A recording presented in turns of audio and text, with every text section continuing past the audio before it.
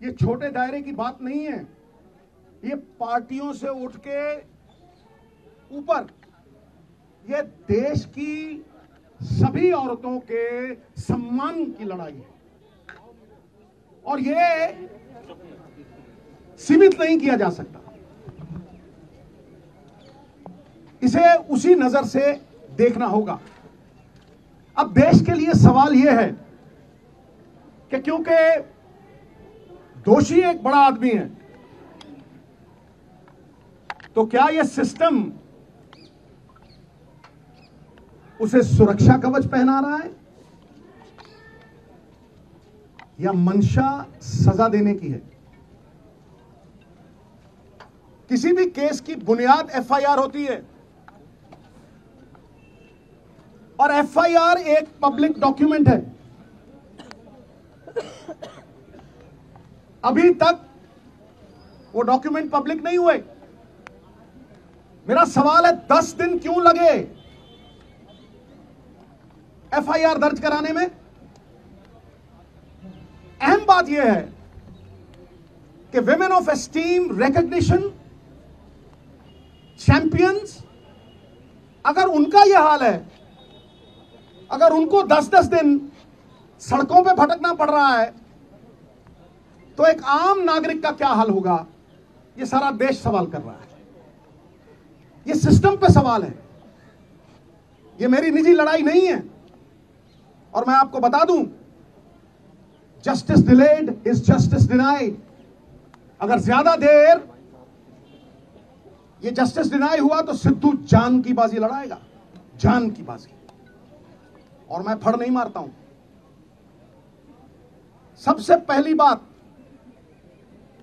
कार्रवाई दोषी पे नहीं, उस अफसर पे भी कीजिए जिसने 10 दिन एफआईआर दर्ज नहीं की। Lalita Kumari versus the state of UP, it is mandatory to register the FIR once a cognizable offence is deciphered. और वो जो कॉग्निजेबल ऑफेंस प्रूवन हो गया है, तो फिर उसकी ऑप्शन नहीं है, उसे एफआईआर दर्ज करनी पड़ेगी। और अगर वो नहीं करता तो 166 के तहत 2 साल कैद भी हो सकती है। नंबर 2, सबसे बड़ा सवाल कि दोषी एक डोमिनेंट पोजीशन पे है, अक्यूज्ड एक डोमिनेंट इंफ्लुएंशियल पोजीशन पे है।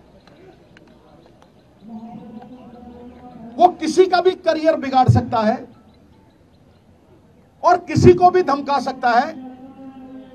तो फिर आप कैसे एक्सपेक्ट करते हैं कि वो इतनी डोमिनेटिंग पोजीशन पे है, एक फेयर इन्वेस्टिगेशन होगी? Where is the moral authority now? He must resign for a fair probe, for a fair investigation. FIR दर्ज इसलिए नहीं की गई, कमेटी बनाने का मतलब पूरा देश समझता है। You are sweeping things under the carpet. FIR का मतलब, इसका कमेटी का मतलब क्या है कि ठंडे बस्ते में डाल दो, भटकने दो और देरी करो, डिले करो, डिली डाली। कितनी कमेटियों ने सजा दी है भाई? फिर अहम सवाल जिस पे मैं आ रहा हूं, सबसे महत्वपूर्ण सवाल, अब जो एफआईआर हुई है और कोर्ट की प्रोसीडिंग से मैं पूरी तरह से कन्विंस्ड हूं, वो पॉस्को एक्ट के तहत हुई है। पॉस्को में, POCSO is not a bailable offence. जब वो बेलेबल ऑफेंस नहीं है, किस धारा के तहत किया है?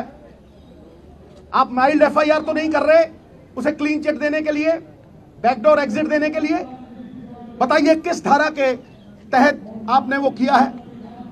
और क्योंकि वो माइनर की कंप्लेंट है, उसमें कंसेंट मैटर नहीं करती। मिनिमम सजा 3 से 5 साल है। अरेस्ट क्यों नहीं हुई? I am asking the question. ये अरेस्ट क्यों नहीं हुई?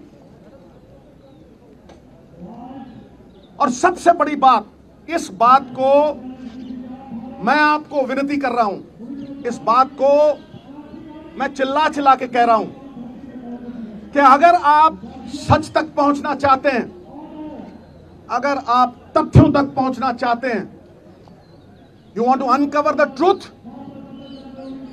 तो जैसे बाकियों की होती है, custodial interrogation is a must. पकड़ो जैसे होता है, अरेस्ट करो और कस्टोडियल इंटेरोगेशन, वरना it is a meaningless exercise, फिर उसका कोई फायदा नहीं है। बारंबार 10 दिन भटकाते रहे हो, इतने बड़े बड़े लोग हैं, तालीम का जोर इतना, तहजीब का शोर इतना, अरे बरकत क्यों नहीं होती? तुम्हारी नीयत में खराबी है, तुम्हारी नीयत में खराबी है। और देवताओं की नीयत में भी आ जाए अगर फर्क, नजारा चाहे जन्नत का क्यों ना हो जाएगा गर्क। सो ये सबसे अहम मुद्दा है साहब। क्या कानून ऊंचे लोगों के लिए दोहरे मापदंड रखेगा? जिन्होंने देश को गौरवान्वित किया, जिन्होंने मेडल जीते, will you belittle them in front of a nation of 140 crores? Why is this happening? अरे जिनके मत से बनती हैं सरकारें, खेल जगत के चमकते हुए सितारे आज सड़कों पे दर बदर भटक रहे बेचारे। क्यों? Is the law different for the high and the mighty? It cannot be. Resignation होना चाहिए, इंटेरोगेशन होनी चाहिए, और सबसे बड़ी बात, अरेस्ट करके कस्टोडियल इंटेरोगेशन। मैं इस केंद्र बिंदु पे खड़ा कर रहा हूं। केंद्र बिंदु तो ये लड़कियां हैं। अरे साहब, शेरनियों की दहाड़ है इनकी। नहीं तो जब ऐसे केस होते हैं, धन्य है हमारी संस्कृति, कितने ही बब्बर शेर हो जाए, सवारी तो दुर्गा ही करती, समझे? धन्य है वो मां बाप जिन्होंने ऐसी बेटियों को जन्म दिया जो जुर्रत रखती हैं, जो सवाल करती हैं। क्या आपको लगता है कि ये सिर्फ अपने लिए लड़ रही हैं, या पूरी दुनिया की औरतों के सम्मान के लिए लड़ रही हैं? और ये दहाड़ चंद लोगों तक सीमित नहीं है, ये मूवमेंट है, movement, it is a movement. You will see support pouring from all quarters. इसे रोक नहीं सकेगा तूफान, जब झूम के उठेगा तिनकों से न टाला जाएगा।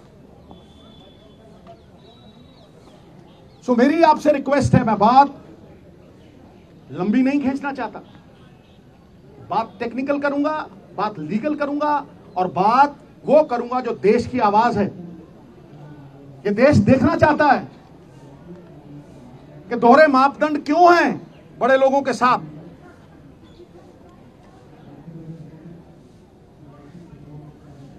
सही और गलत की लड़ाई में न्यूट्रल में नहीं रह सकते आप, आपको पक्ष लेना पड़ेगा,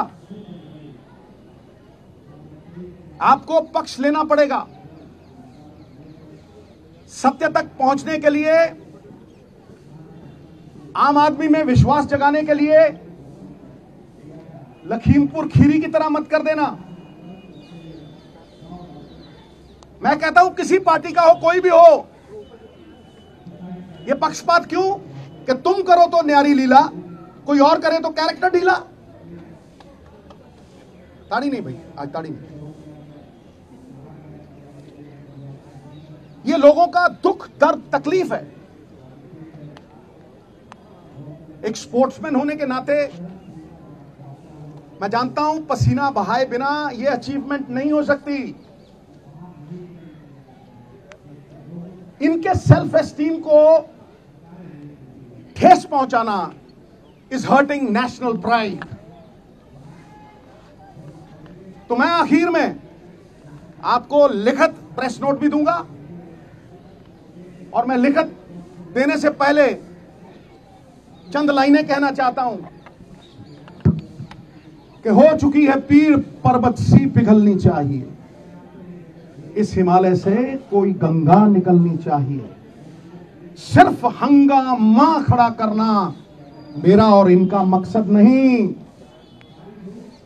सारी कोशिश है कि यह सूरत बदलनी चाहिए।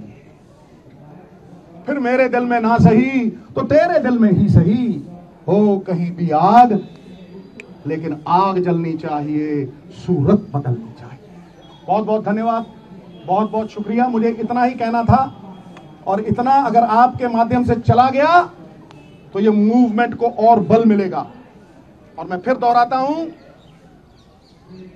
ये लड़ाई इनकी नहीं है, ये घर घर की लड़ाई है। ये किसी के साथ भी हो सकता है, this can happen to anyone. इसलिए सब मिलकर ये लड़ाई लड़ें, पार्टियों से ऊपर उठ के ये लड़ाई लड़ें। ये पांचों उंगलियां कोई टेढ़ी है, कोई लंबी है, कोई छोटी है, लेकिन जब इकट्ठा हो जाती हैं तो अपनी ताकत से 1000 गुना बोझ उठा लेती। बहुत बहुत धन्यवाद। जय हिंद।